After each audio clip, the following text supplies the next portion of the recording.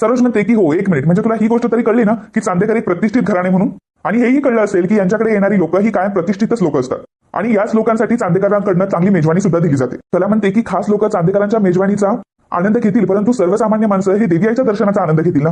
आणि तसंही देवी आईच्या दर्शनासाठी आसुसल्यांना अजून काहीच नको असतं. वर्षभर फक्त देवी आईचं दर्शन कसं आणि कधी होईल याचीच फक्त लोकांना ओढ असते. मी सगळ्यांना बघितलंय, मी बघितलं अशा कितीतरी भक्तांना. तेव्हा सरोज म्हणते की तू जरा जास्तच बोलते असं नाही वाटत का तुला? कला म्हणते की नाही सरोज मॅडम, मी फक्त प्रांजलपणे माझा मुद्दा मांडते आणि तेही सर्वांची परमिशन घेऊनच. सरोज मॅडम, आपण जेव्हा देवासमोर उभं राहतो ना, तेव्हा देव आपल्याला कधीच विचारत नाही की आपण श्रीमंत आहोत का, आपण गरीब आहोत का, की आपण प्रतिष्ठित आहोत किंवा सर्वसामान्य आहोत. मग जर देव आपल्यामध्ये भेदभाव करत नाही तर आपण भेदभाव करणारे कोण आहोत? सरोज म्हणते की एक मिनिट, देवीसमोर काय ठेवायचं आणि काय नाही ठेवायचं हा एक वेगळाच मुद्दा आहे. पण चांदेकरांच्या घरात काय चालतं आणि काय नाही चालत ही गोष्ट चांदेकरच ठरवतात. तुझ्या घरी वाटेल ते चालत असेल ग, परंतु आमच्या घरी असं काही चालत नाही. तू एक सामान्य माणूस म्हणून जरी तुझं मत मांडलं असेल ना, तरी सुद्धा तुझ्या मताला चांदेकरांच्या प्रतिष्ठित घराण्यामध्ये काहीच अर्थ नाही. नैना लगेच उभी राहते आणि म्हणते की एक्झॅक्टली, चांदेकरांच्या घरची ही प्रथा बदलवायची काहीच गरज नाहीये. उगाच क्राऊड गोळा करण्याची काय गरज? आणि कला, अगं तुला काही कळतं का? अगं इथे शेकडो लोक दर्शनासाठी येत असतात आणि शेकडो लोक डायरेक्ट घरामध्ये घुसणं किती अनसेफ आहे माहितीये का तुला?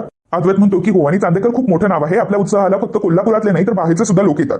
आणि आपण जर हे पासेस ठेवले नाही तर हे फार स्वस्तातलं आणि जनरल वाटेल. कला म्हणते की जनरल? तेव्हा अद्वैत म्हणतो की हो, जनरल म्हणजे मंदिरात कसं कोणीही जाऊ शकतं, कोणीही येऊ शकतं. मंदिरात कुठेही असं बंधन नसतं आणि इथे मात्र इथे शेकडो लोक आपल्या इथे येणार आहे. आणि मग त्यामध्ये चांदेकरांची एक्सक्लुझिव्हिटी काय राहील मग या सगळ्यामध्ये?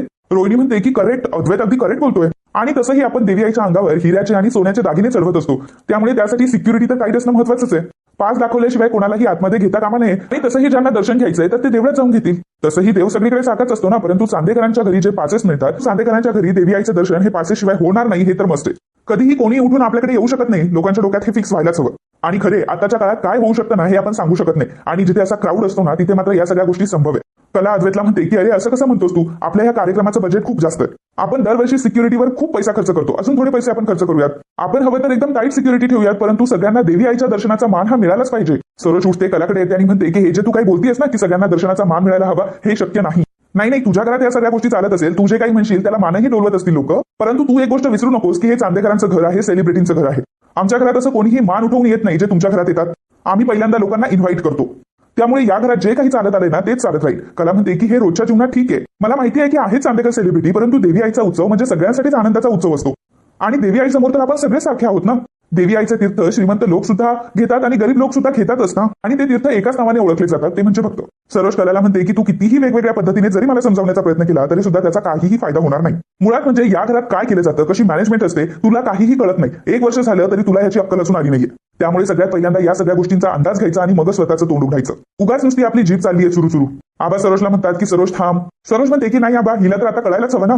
कला म्हणते की सरोज मॅडम माफ करा, परंतु लहान तोंडी मोठा घास घेते, पण मी तुमच्यासमोर जो मुद्दा मांडते प्लीज त्यातला अर्थ समजून घ्या. सरोज म्हणते की नाही, कारण घरातला प्रत्येक माणूस तुला समजावून सांगण्याचा प्रयत्न करतोय की पासेसशिवाय आपल्याला दर्शन देता येणार नाही. मग ते तुला कळत नाहीये का? अगं किती हेकेखोर आहेस ग तू. कला म्हणते की नाही सरोज मॅडम, तुम्ही काहीतरी चुकीचा अर्थ काढताय. तेव्हा अद्वैत म्हणतो की अगं आई काय बोलते ते तरी ऐकून घे ना आधी. कला म्हणते की नाही चांदेकर, अरे मी काय बोलते हे कोणाला कळतच नाहीये का? आता कला जेव्हा बोलत असते तेव्हा सरोज आता कलाच्या कानाखाली द्यायला जाते आणि त्याच वेळी सरोजचा स्वतःचा तोल जातो आणि सरोज स्वतःच खाली पडते. सरोज आता चांगलीच तोंडावर पडलेली असते, स्वतःच तिने हे सगळं ओढावून घेतलेलं असतं. कलाला मारायला निघालेली असते आणि स्वतः जमिनीवर आपटते. सरोजला असं जमिनीवर बघून सगळ्यांना खूप मोठा धक्का बसतो आणि मग अद्वैतलाही कलाचा राग येतो आणि कलावर तो ओरडतो की खरे काय चाललंय हे. आणि मग अद्वैत आता लगेच सरोजला सोफ्यावर बसवतो. अद्वैत सरोजला पाणी देतो, सरोजला शांत करतो आणि मग कलावर तो ओरडत असतो. कलाला म्हणतो की अगं तुला थोडा जरी सेन्स आहे का? अगं तुला कळतंय का तू आता काय केलंस ते? काय समजतेस ग तू स्वतःला?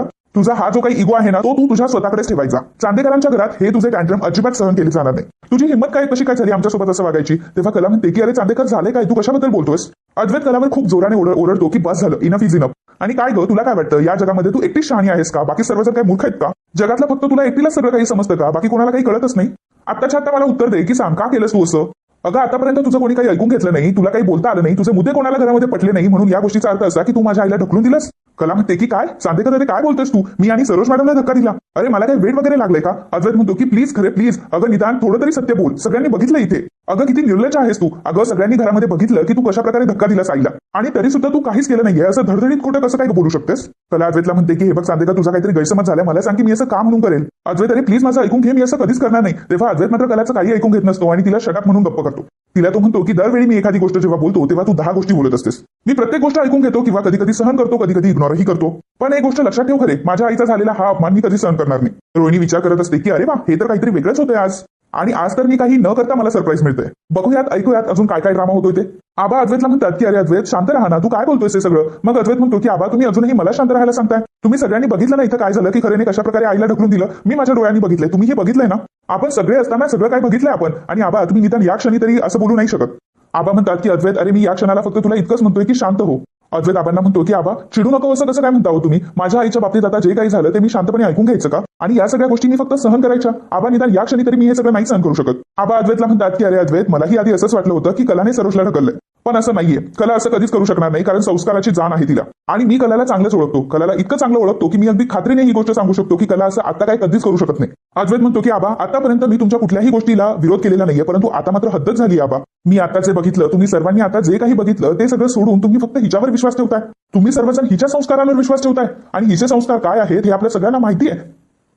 असं अद्वैत कलाला नको ते बोलत असतो, तर कला मात्र ते ऐकून घेत असते. आणि कलालाही माहित नसतं की अद्वैत तिच्यावर असे आरोप का करतोय ते. सरोजला तर या सगळ्या गोष्टी माहित असतात की कलाने तिला ढकललेलंच नाहीये, ती स्वतः खाली पडली आहे. तरी सुद्धा सरोज कोणाला सांगत नसते, कारण यामध्ये तिचाच फायदा असतो की तिचा मुलगा आज तिच्या सुनेवर पहिल्यांदा एवढ्या मोठ्याने ओरडत असतो.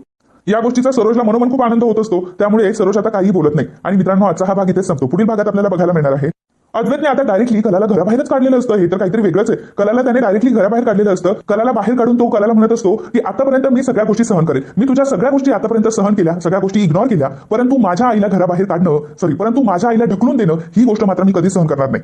आणि असं म्हणत अद्वैत आता कलाच्या तोंडावर दरवाजा बंद करत असतो. कलाला हे सगळं माहित असतं की हे सगळं चुकीचं आहे, मी तर असं काहीच केलेलं नाहीये. आणि अद्वैत मला काय या सगळ्या गोष्टींची शिक्षा देतोय. अद्वैत जेव्हा कलाच्या तोंडावर दरवाजा बंद करायला लागतो तेव्हा कला आता दरवाजावर हात ठेवते आणि अद्वैतला म्हणते की अद्वैत मी असं काहीही केलेलं नाहीये, मी सरोज मॅडमला ढकललेलं नाहीये, तुझा काहीतरी गैरसमज होतोय. अद्वैत तिला म्हणतो की खोटं बोलू नकोस. मग कला म्हणते की चांदेकर थांब, तू मला आज सगळ्यांसमोर घराबाहेर काढलायस. आता जोपर्यंत तू सर्वांच्या समोर माझा हात हातात घेऊन जोपर्यंत तू मला घरामध्ये घेत नाहीस तोपर्यंत मी अन्न पाण्याशिवाय इथंच उभी राहील.